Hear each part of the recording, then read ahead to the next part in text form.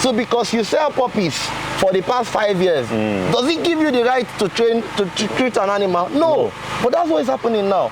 They teach us the theory. Okay, I told you, theory. The theory, but not the practical. Yeah, but over there, they will bring dogs that are on heat period. They will show them, these are the signs. Okay.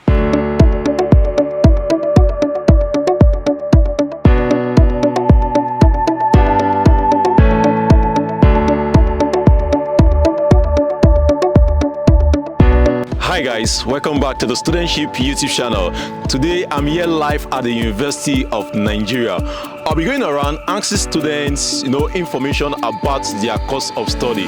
I can assure you that you are going to find this video helpful. So make sure you like this video and subscribe to this channel. Good afternoon. Nice to meet you. The pleasure is mine. What's the name and department and level? Okay, my name is Emmanuel. Okay. In final year veterinary medicine. Wow. Faculty of Veterinary Medicine. Wow, that is nice. Well, you asked about departments. Okay. We don't basically have a specific department. Yes. We go through the 9 departments in the faculty. Okay. So I'm in final year, we call it DVM 5. Okay. From DVM 0, DVM 1, 2, 3, 4, and 5. Okay. We term the DVM 0 because the first years, as we may have it, they have not yet started our professional courses. Okay. So they are referred to as DVM 0. Okay, DVM 0. Yes. Okay. So I'm in DVM 5, Faculty of Veterinary Medicine. My name is Emmanuel, and I'm the Faculty President. Wow, nice to meet you. Thank you. The honor is mine. Yeah. So tell me, what is it like studying veterinary medicine in Nigeria? Okay, veterinary medicine in Nigeria, I would say, is a course that is still coming up. Okay. If you can't compare veterinary medicine in Nigeria with veterinary medicine abroad, because the scope is different entirely. Okay. They have the facilities, what it takes to study veterinary medicine in depth and in broad length and everything. Yeah. They confuse us for pharmacists because we also produce drugs and we dispense drugs. Yes. And this is the work of a pharmacist. But the dispensing is for animals, right? Yeah, the dispensing is for animals. Okay. We don't have the jurisdiction to dispense drugs to human beings. Okay. It's just within animals. So I want to ask you, why did you decide to study veterinary medicine? Was it like a childhood dream or something you decided on during your JAM preparation? Okay, veterinary medicine, I picked veterinary medicine, I would say, as a luck. Okay. Because when I applied for JAM, first of all, gaining admission was like a miracle to me because I was not really that bright. Okay. I was so dull. I always play around in class in secondary school. I don't read and everything. So I was like, okay, if I can come into the university, that would be my biggest achievement. Okay. So when I wrote my first JAM, I didn't really do well. Okay. Then I wrote my second JAM, I got a good score, 215. It was fair. But then I applied for medicine and surgery initially. Okay. But everybody always applies for medicine and surgery. But at that point, it dawned on me that I didn't have the chance to get medicine and surgery. So I had to opt for veterinary medicine.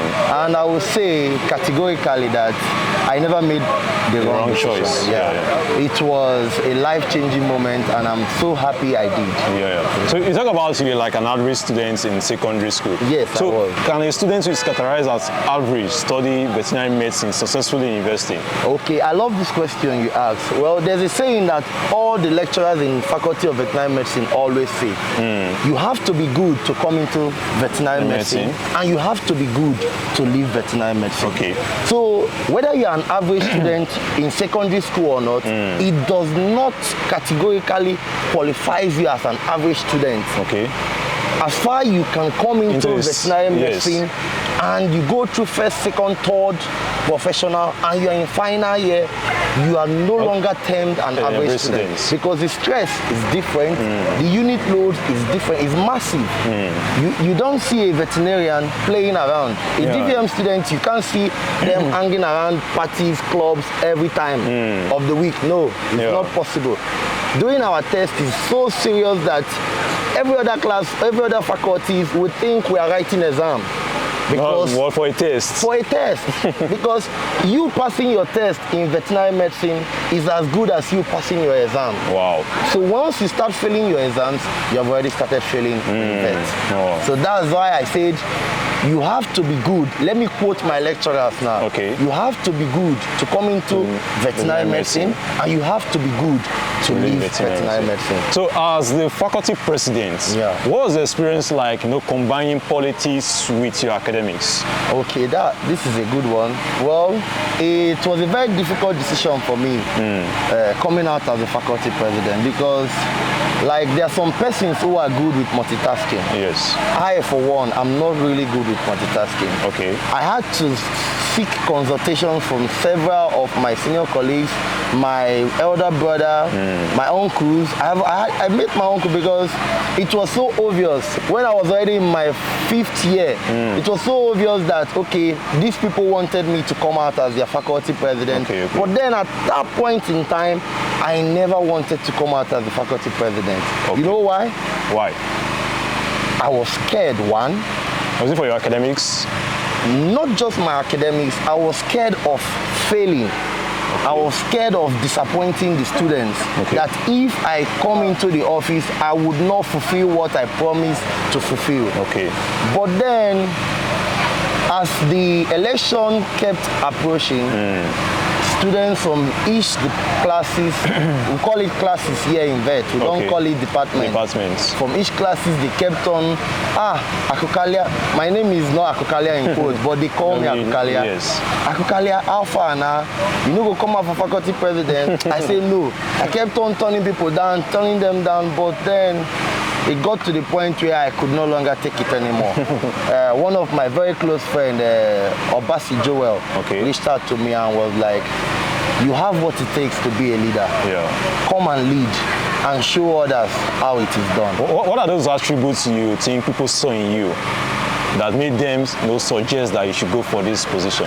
Okay, well, over the years, one thing about myself is in everything I want to do, I always put in my 100%. Okay. Even if I'm not the best in that particular thing, but with the way I do it, you would think I'm the only one capable of executing that task. Okay. So because of the extent I go to ensure that things are done in the right order, and also that everybody is being carried along and there's peace, you understand? And also that the affairs of the association or class, because everything does not start from that you want to become the faculty president, doesn't start from the faculty level. It starts from the class. Within. Because you know they say charity begins at home and does not end there. So they have been observing me the way I carry my class, and when it comes to my class, it's as if I'm fighting against the world when it comes to defending them. And they saw that in me and they've, this is what we want. And also, as they do tell me, Akukalia is a selfless person. Yes, I would rather lose something of comfort for myself, for the benefit of the masses. Have you always been involved in politics from your 1st year, or you just started from your 5th year? Okay, in my 2nd year, I didn't really fancy politics. My 2nd year, yes, I was in this class. That's DVM1. DVM1. Yeah, for 2nd year. For 2nd year. So the then president, Dr. Ezugbu Chukwudi, he met me and was like that he wants me to come and serve under his government. He was the president. And I told him that, sir, see, I'm not really interested in politics. He said no, that he needs the ginger that I carry. The ginger, the morale I bring, he needs it in his government. And I thought about it. Okay, we not checked. The office of the treasurer was already occupied. I told him I can't do any other post. He said no. Okay, financial secretary. I told him, one of my classmates is already there. Because I won't want to, because I'm going for that, and my classmate is going for that, I will not deny. I said, no, sir, I can't go for that. He said, okay, just look for something. I said, okay, let me manage the office of the assistant PRO. That's the public relations officer. And that was it. And aside that, no other post. No other book. Thank you. Till my 5th year. Yes. Although I was opportune to I was appointed as the student union government judge. In the student union government, we have the SUG president, yes. which is the executive. Yes. We have the House of Reps, House of Representatives. We have the Senate arm, and we have the judicial arm, of which I was among the judicial members. Okay. So I was appointed by the speaker, and I would say it was a very, very big honor and opportunity. Yes. For somebody, I never even thought of going to the SCG ever.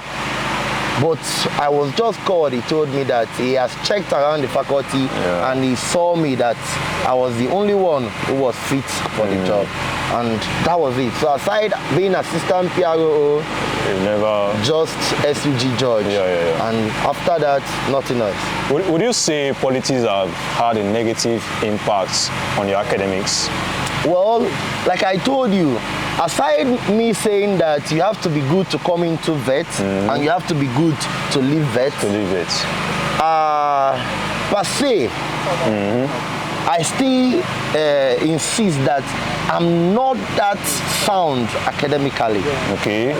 What people do take little time to read and understand easily. It takes me hours, days.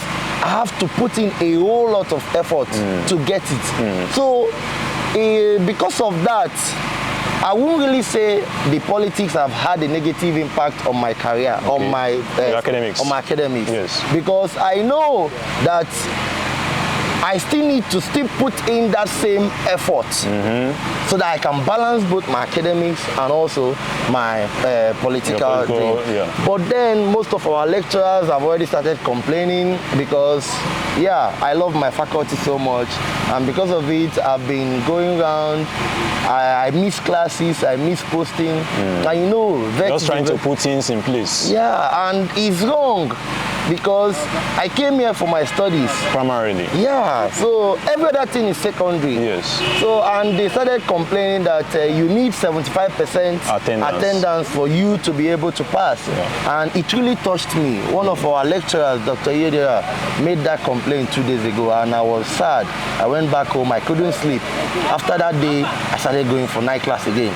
Imagine some of my students will see me and they'll be like, Presido, did you go night class? I say, I have to make up. You're still a student. Yeah, because if I'm sacrificing for you guys outside during my academic hour, I have to now sacrifice my sleep just to meet up. Yeah, because that's the main reason why I'm here. Yes.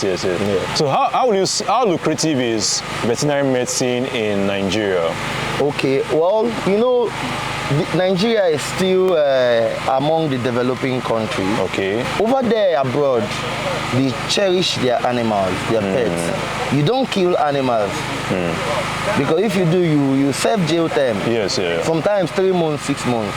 But you will notice that there's this love for animals, for pets, that is now coming up. That was not here before. Okay, that is true. You see young, vibrant youths wanting to own a pet. They are lonely. They go for pets. They're dog, cats, different breeds of dogs. So people are beginning to embrace that aspect, that companionship that having a pet offers. There's an awareness now, right? Yes, and because of that companionship this is my speaker, the one I spoke about. Come. He was the one that gave me the appointment as the SUG judge. Okay. Yes, this is the SUG speaker. Wow. In the person of Osita Valeria. Nice to meet you, sir. Once again, thank you, Mr. Speaker, for honoring me and appointing me as the SUG judge. I really am glad. Thank you so much. Thank you, sir. So, concerning vet being lucrative, vet is very lucrative right now. You know why?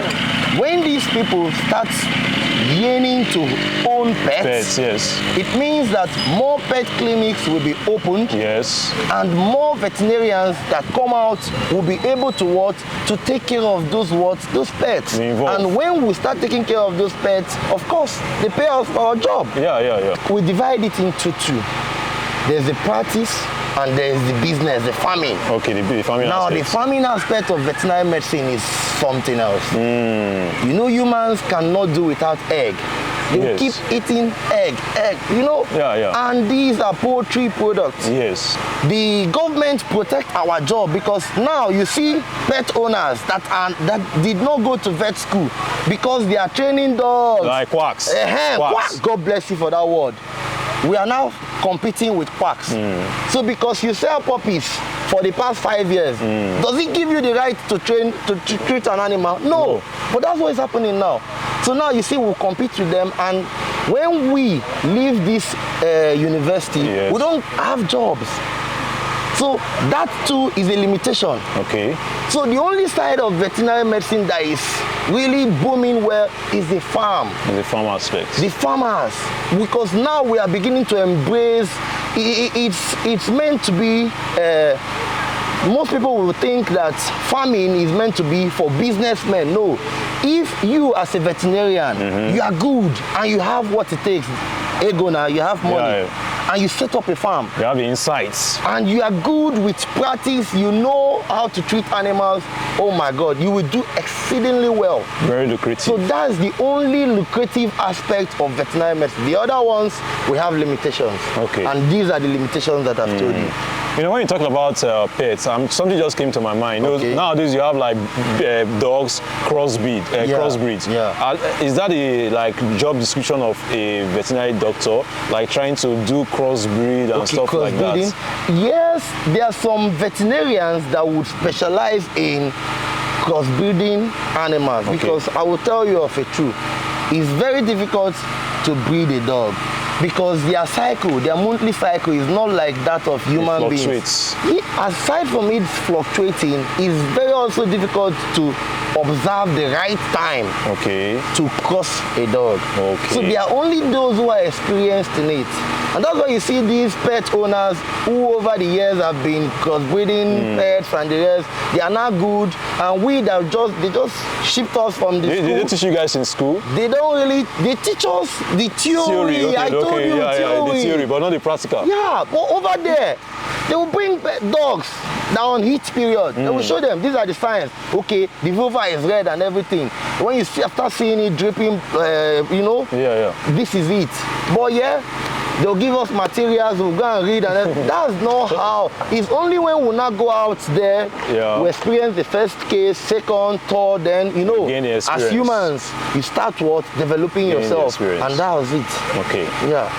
So there are people who specialize in that because they have been doing it over the years. Okay. Yes. So let me ask you a personal question. Do you have any regrets so far, studying veterinary medicine?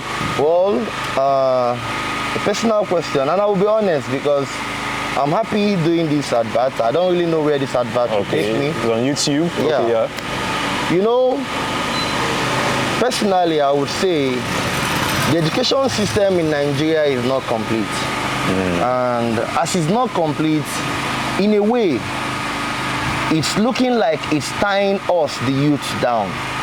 Because there are some of us that will want to go out into the world and learn a skill or two, tailoring or any other thing. And you see that, I'm in vet now. I have some friends, when I was entering first year, they started a trade. Now I'm final year, I can't boast of ₦1 million and they can boast of ₦1 million. So when you come to that aspect, I would really say yes. In a way, it's almost looking like I made the wrong choice. But let me tell you something. As a veterinarian, you will never be disadvantaged. Even if you are not that good. Because personally, me, I know a lot of things have taken my time and I've not really practiced, and the only animal I've been able to train is rabbit. I mean, everything about rabbit I know. There are some of my colleagues, poultry, they are there. Piggery, they are there. Dogs, they are there, and they gain this experience. But what I can boast of is rabbit. Okay. And let me now tell you, here in Nigeria, people don't consume rabbit. So you see, it's a disadvantage to me. Okay, yeah.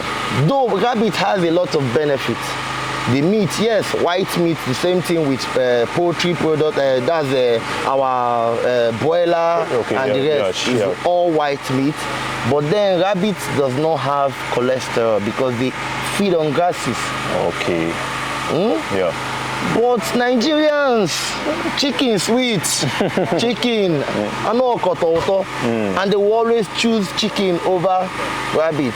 So in a way, it's looking as if that I also made a wrong choice practicing or specializing on the rabbit aspect of veterinary medicine. Okay. But I'm believing that if I leave this school in the next 5 months or 1 year, at least I know I'm very hardworking. Yeah. I would want to give myself 5 years, and I know I would have to find a way to. Yes. Yeah. And aside that, I'm not only into veterinary medicine. I'm also into cryptocurrency as a side of it. Okay. Yeah. Yeah, but just to balance, yes, that's just it. But veterinary medicine was never a wrong choice for me. Okay, you know, for human medicine, courses like human medicine, nursing, after graduation, you can travel abroad. Yeah, true. Is the opportunity still available for veterinary doctors? Like after your graduation, you can travel abroad to practice. Now, let me tell you something. Our human counterparts, yes, they have advantages. Of which, because you have been hearing it. Also, we veterinarians, they are looking for us over there. Okay. But it's very difficult for us to travel there because of our system. You rarely get most of our students going there, but for the past 5 years now, I've witnessed most of our colleagues. Okay. They're over there. The former president, 2016, Dr. Emmanuel, is in London. One of our doctors, Dr. Chukwu Sarah, she's in the US Army. Wow. So you can see, they are looking for us. You understand? So we also have that similar opportunity with our human counterparts. It's just that, it's not everybody that wants to tell you, this is what I did, and that's why I got there. Okay. So you have to struggle. Find your own way. Find your own way. Okay. That's just it. Okay. Yes. So thank you very much. So far, I want to ask the last question. What advice do you have for a student that is aspiring to study veterinary medicine? Okay, my advice for those, because most students will come in here because, I have a pet, I love pets, I want to come and study veterinary medicine. Yes, it's good that you love pets and you want to use, God bless you, you have a passion for pets. It's good. Now, when you have passion for pets and you want to come in and study veterinary medicine, you should also be good. And you should also study hard. When I mean study hard, you need to read always. Come to classes. Like, I don't really read every day, but because I come to classes, I pay attention to the questions and everything, and I always go for night class. I'm the ninth person. I always go for night class to read, to cover up YouTube and everything. So what are my advice for the younger ones out there? Like I told you, you have to be good to come in, and you have to be good to leave. So even if you have a passion for animals, don't just stop there. When you come into your first year, yes, I know DVM 0 is not really that important to us because they don't really do our medical. The continuation of secondary school. God bless you. Struggle, pass those courses. Now when you come in DVM 1, focus. Now a lot of vices will want to distract them. Focus. One of the major distractions we are having right now is the handset. Social media. It's what is killing most of our youth now. And they come in here after the first professional, you see that they fail out a lot of them because of social media. You out there, because you love your pets, you want to come inside the university environment to study veterinary medicine, you have to be serious. It is very competitive. It is very competitive. You may come in here as 150 students and they will only graduate 49. Okay. That's what happened the last set. This last doctors that they graduated, 49. Because of how competitive, and also our veterinary council. Okay, there's a council that regulates. Yes, that regulates the license, you know. Yes. When they come, regulate and see the establishment you have, they would advise you can't have more than this. No. They would stipulate a carrying capacity. Quarter. Yeah, that you are expected to graduate. So because of it, the competition is too much. It's fierce. So please, veterinary medicine is very simple. It's one of the best courses. I'm so opportuned to study veterinary medicine, but always be serious and take this aspect of One Health very serious. Very important. Why I say take this aspect of One Health very serious, I believe as a veterinarian, we are the bridge between the humans and the animals. You can't take us out. If you take us out, there will be a pandemic, just like the one we just came out from. Yeah, that's true. That's true. So thank you very much. It has been an opportunity speaking with you. Thank you too. I really appreciate this. I appreciate very much. Thank you. This is actually my first interview, so I'm happy. It's a very special one to me. Yes. It means a lot. Yeah. Thank you, studentship. Yes. I'm honored. Yeah. Thank you for. I believe this will count later in the future. Yes. Thank you. Yeah. So that'll be all. Thank you.